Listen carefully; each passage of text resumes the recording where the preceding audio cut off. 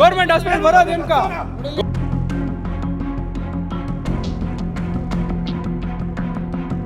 ದೇವನಹಳ್ಳಿಯ ಸರ್ಕಾರಿ ಆಸ್ಪತ್ರೆಯಲ್ಲಿ ಒಂದು ಹೆರಿಗೆಯನ್ನು ಮಾಡಲು ಡಾಕ್ಟರ್ಗೆ 10,000 ಲಂಚ ಫಿಕ್ಸ್ ಮಾಡಬೇಕಂತೆ. ಇಲ್ಲದಿದ್ದರೆ ಹೆರಿಗೆ ಮಾಡುವುದಿಲ್ವಂತೆ. ಸಾರ್ವಜನಿಕರು ಭ್ರಷ್ಟ ಡಾಕ್ಟರ್ ರಾಮಚಂದ್ರನನ್ನ ಪ್ರಶ್ನೆ ಮಾಡುತ್ತಿದ್ದಂತೆ ಆತ ಅಲ್ಲಿಂದ ಕಾಲ್ಕಿತ್ತಿದ್ದಾನೆ. ಕೈಯಲ್ಲಿ ನವಜಾತ ಮಗುವನ್ನು ಹಿಡಿದು ಬಾಣಂತಿಯ ಕುಟುಂಬಸ್ಥರು ರೊಚ್ಚಿಗೆದ್ದಿದ್ದಾರೆ. ದೇವನಹಳ್ಳಿ ಸರ್ಕಾರಿ ಆಸ್ಪತ್ರೆಯ ವೈದ್ಯ ರಾಮಚಂದ್ರ ಎಂಬಾತನ ಮೇಲೆ ಭ್ರಷ್ಟಾಚಾರದ ಆರೋಪ ಕೇಳಿಬಂದಿದೆ. ಹೆರಿಗೆ ಮಾಡಿದ ನಂತರ 10,000ಕ್ಕೆ ಡಿಮ್ಯಾಂಡ್ ಇಟ್ಟಿದ್ದ ಆರೋಪವಿದೆ. ಮೊದಲಿಗೆ 5,000 ಕೊಡಲು ಬಾಣಂತಿಯ ಕುಟುಂಬಸ್ಥರು ಹೋಗಿದ್ದಾರೆ. ಆದರೆ 5,000ಕ್ಕೆ ಒಪ್ಪದೆ 10,000 ಕೊಡಬೇಕು ಎಂದು ಡಾಕ್ಟರ್ ಹಠ ಹಿಡಿದಿದ್ದಾನೆ.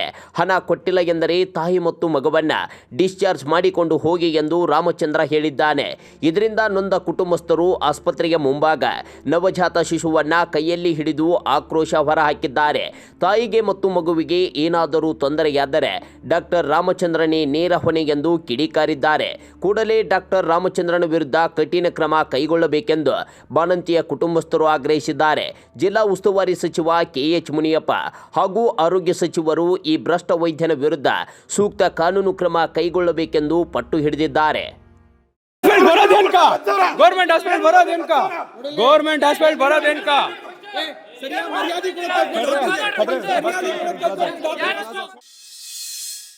ದೇವನಹಳ್ಳಿ ಆಸ್ಪತ್ರೆಗೆ ನಮ್ಮ ಮನೆ ಹೆಣ್ಮಗುನ ಇಲ್ಲಿ ಅಡ್ಮಿಟ್ ಮಾಡಿದ್ವಿ.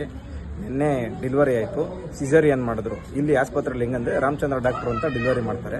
ಅವ್ರು 10,000 ರೂಪಾಯಿ ಫಿಕ್ಸ್ ಮಾಡಿಬಿಟ್ಟಿದ್ದಾರೆ. ಸಿಸೇರಿಯನ್ ಆದರೆ 10,000 ರೂಪಾಯಿ ಕಾಸು ಕೊಡಬೇಕು. ಇನ್ನೇ ನಾವು ಯಾರು ಇಲ್ಲ. ಇವ್ರೇನು ಮಾಡಿದ್ದಾರೆ, 5,000 ರೂಪಾಯಿ ಕೊಡೋಕೆ ಹೋಗಿದ್ದಾರೆ. 5,000 ರೂಪಾಯಿ ಮುಟ್ಟಿಲ್ಲ. ಕೊಟ್ಟರೆ 10,000 ಕೊಟ್ಟರು, ಇಲ್ಲಾಂದ್ರೆ ಬಿಡ್ರಿ. ಆಮೇಲೆ 6,000 ಕೊಟ್ಟವ್ರೆ. ಹೊಲೋತ ಮಾಡೋದು ತಗೊಂಡು ಆಮೇಲೆ 8,000 ಕೊಟ್ಟವ್ರೆ.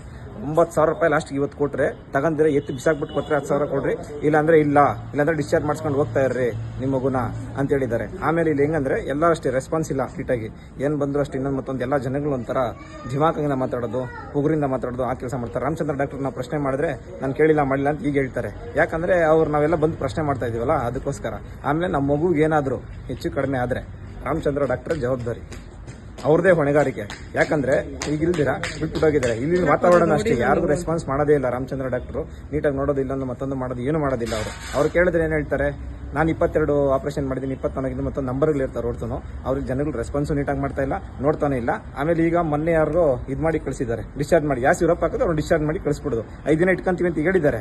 ಈಗ ಜಾಸ್ತಿ ಮಾತಾಡ್ತಾರೆ, ಅವ್ರು ಡಿಸ್ಚಾರ್ಜ್ ಮಾಡಿ ಕಳಿಸ್ಬಿಡ್ತಾರೆ. ಅದೇ ತರ ಒಳಗೇನೋ ಬಿಚ್ಚಿಲ್ಲ, ಅದೇ ತರ ಕಳಿಸ್ಬಿಟ್ಟವ್ರು ಬೇರೆಯವ್ರನ್ನೆಲ್ಲ. ಆ ತರ ಜಾಸ್ತಿ ಬೇಜವಾಬ್ದಾರನ ಆಗಿದೆ. ಇಲ್ಲಿ ನಾವು ಇದನ್ನ ದಯವಿಟ್ಟು ನೀವು ಪತ್ರಕರ್ತರು KH ಮುನಿಯಪ್ಪನವ್ರ ಗಮನಕ್ಕೆ ತರ್ರಿ, UT ಖಾದರ್ ಸಾಹೇಬ್ರ ಗಮನಕ್ಕೆ ತರ್ರಿ, ಸರ್ಕಾರದ ಗಮನಕ್ಕೆ ತಂದು DK ಶಿವಕುಮಾರ್ ಸಾಹೇಬ್ರ ಗಮನಕ್ಕೆ ತಂದು ದಯವಿಟ್ಟು ಈಗೇನೋ ಇದೊಂದು ಪ್ರಕರಣ ಆಗುತ್ತೆ ಬಿಡ್ರಿ. ಇನ್ನು ಮುಂದೆ ಈ ತರ ಆಗ್ದಿರಾ ಆ ಡಾಕ್ಟರ್ ಯಾರಿದ್ದಾರೆ, ಡಾಕ್ಟರ್ ರಾಮಚಂದ್ರ ಅವ್ರ ಮೇಲೆ ಕಾನೂನು ರೀತಿ ಕ್ರಮ ಜರುಗಿಸಿ ತಾವು ದಯವಿಟ್ಟು ಬಡವರಿಗೆ ಅನುಕೂಲ ಆಗಂಗೆ ಮಾಡಬೇಕು.